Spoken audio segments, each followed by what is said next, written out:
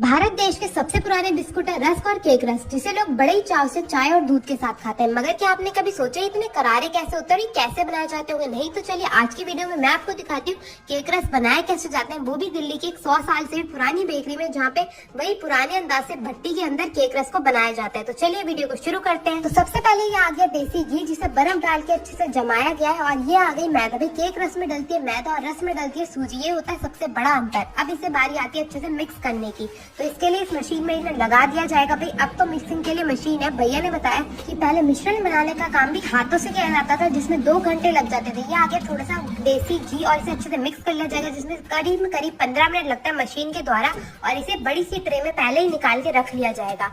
अब बारी आती है भाई केक रस में जाते हैं अंडे। अगर आप देसी स्टाइल में केक रस बनाए तो उसमें जाएंगे अंडे। तो यहाँ पे भैया ने 4 ट्रे अंडे की ले लिया। आप देख सकते हो कितनी जल्दी जल्दी भैया ने सारे के सारे अंडे फोड़ दिए थे, और ये भाई मिश्रण वाली मशीन में जाने के लिए अंडे तैयार हो गए। तो भाई अंडे और चीनी का घोलक तैयार किया जाएगा, और ये मिश्रण भी जाएगा उसी मिश्रण के साथ मिक्स होने। तो भाई पहले अब इस मिश्रण को तैयार करने के लिए इस मशीन में लगा दिया गया है, और ये 10 मिनट में मिश्रण बन के बिल्कुल तैयार है। आप देखिए इसका कलर कैसे चेंज हो जाता है।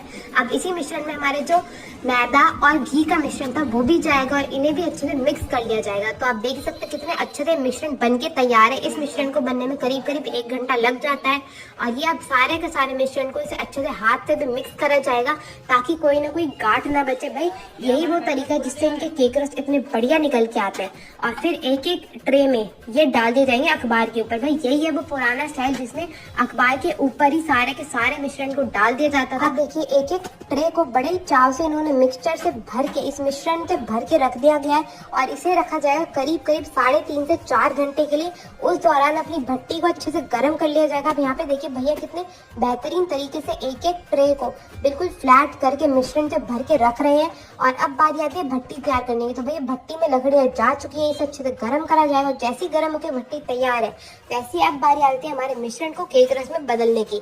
तो अब इस भट्टी में इन्हें डाला जाएगा करीब 15 से 20 मिनट के लिए, और फिर इन्हें चेक करके देखा जाएगा कि हमारे केक रस बन के तैयार है। ये देखिए बिल्कुल भूरे रंग के केक रस बन के बिल्कुल तैयार है। अब इन्हें करा जाएगा ठंडा, और फिर होगी इनकी कटाई। अगर आपको लग रहा है कि अभी ये बन के तैयार हो चुके हैं, तो नहीं भाई, देखिए यहाँ पे इस अखबार को अलग कर लिया जाएगा, और अब बारी आती है इसकी कटाई की। तो भाई कटाई के लिए यहाँ पे मशीन होती है। उससे पहले इन्हें 3 भागों में एक एक ट्रे का जो मिश्रण होता है, जो हमारा केक रस बन के तैयार होता है, उसे डाला जाता है मशीन में, और ये मशीन के द्वारा ऐसे छोटे छोटे टुकड़ों में जो हमारे घर आते हैं उनमें बन के तैयार है।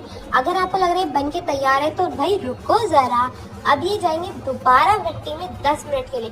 भाई यही वो राज है जिससे इतने ज्यादा करारे और इतने लाजवाब लगते हैं खाने में, क्योंकि ये जाते हैं 2 बार भट्टी के अंदर।